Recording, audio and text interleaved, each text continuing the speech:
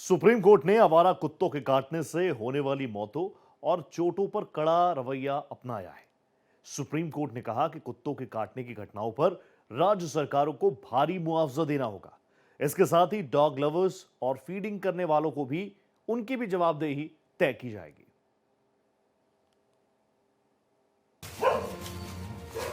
आपने गलियों में आवारा कुत्तों के इस आतंक को या तो भुगता होगा या खबरों में ऐसी विचलित करने वाली स्थिति देखी होगी जिसमें आवारा कुत्ते बच्चे, बुजुर्गों, महिलाओं किसी को भी नहीं बख्शते और उन पर जानलेवा हमला कर देते हैं। आपने दूसरी तरफ ऐसी तस्वीरें भी देखी होंगी जिनमें लोग आवारा कुत्तों को खिलाते पिलाते हैं, उन्हें ठंड में कपड़े पहनाते हैं, उनके साथ वक्त गुजारते हैं और सबसे अहम ये कि ऐसे आवारा कुत्तों के लालन पालन और इनकी बेतहाशा बढ़ती संख्या के लिए ऐसे लोग बड़े जिम्मेदार हैं। ऐसे दो हालात को लेकर आवारा कुत्तों का मुद्दा एक बार फिर छिड़ गया है। सुप्रीम कोर्ट ने सुनवाई के दौरान आवारा कुत्तों के हमलों से जुड़े एक मामले में तीखी टिप्पणी की है।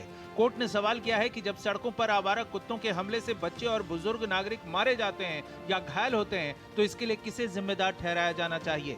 आवारा कुत्तों के मामले पर सुनवाई के दौरान सुप्रीम कोर्ट ने कहा कि कुत्तों के काटने की घटनाओं पर भारी मुआवजा देना होगा और मुआवजा देने की जिम्मेदारी राज्य सरकारों की होगी। सुप्रीम कोर्ट ने कहा कि डॉग फीडर और डॉग लवर समुदाय की भी जवाबदेही तय की जाएगी। सुप्रीम कोर्ट ने सवाल उठाए कि ये भावनाएं केवल डॉग्स के लिए ही क्यों दिखाई देती हैं और इंसानों के लिए ये भावनाएं क्यों गायब हो जाती हैं। सुप्रीम कोर्ट ने कहा कि जिन्हें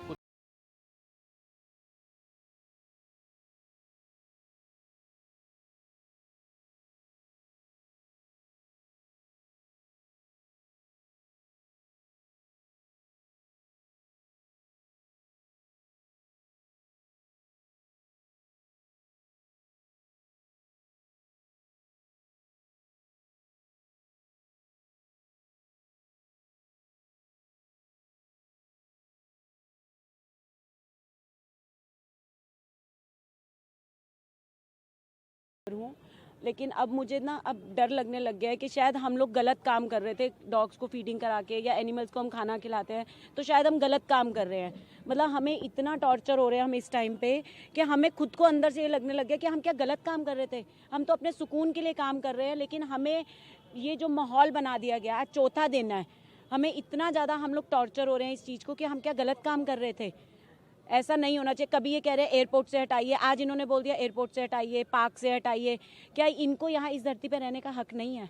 we need to educate the people about it, not कि हम सब डॉग्स को उठा के यहाँ से फेंक दें। शेल्टर्स की बात हुई है, मोहित चौहान जी के एडवोकेट भी वहाँ पर आए थे। सब एडवोकेट्स ने बहुत ही अच्छे अच्छे पॉइंट्स रखे कि एक डॉग की सज़ा सबको नहीं मिलनी चाहिए। Mostly focus on ABC on vaccination के ऊपर ही किया गया।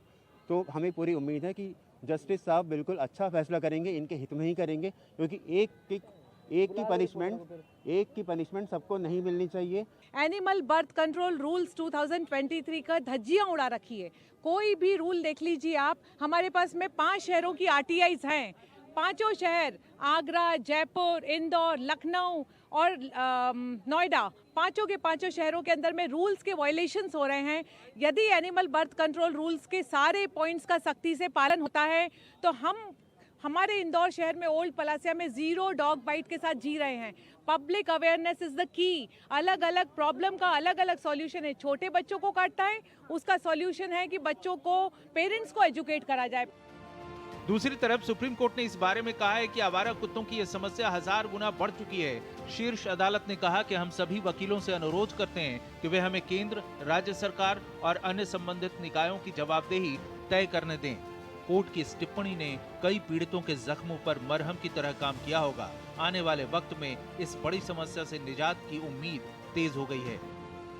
आवारा कुत्तों के मामले की सुनवाई के दौरान सुप्रीम कोर्ट ने कहा कि अगर किसी कुत्ते के काटने से बुजुर्ग या बच्चे की मौत हो जाती है तो इसके लिए राज्य सरकार मुआवजा देगी। साथ ही कोर्ट ने यह भी कहा कि इसके लिए जिम्मेदार सिर्फ अधिकारी नहीं बल्कि खाना खिलाने वाले भी उतना ही जिम्मेदार होंगे। अब देखना होगा 20 जनवरी को जब कोर्ट इस मामले में सुनवाई करेगा तो सुनवाई के बाद आगे क्या कुछ आदेश होता है।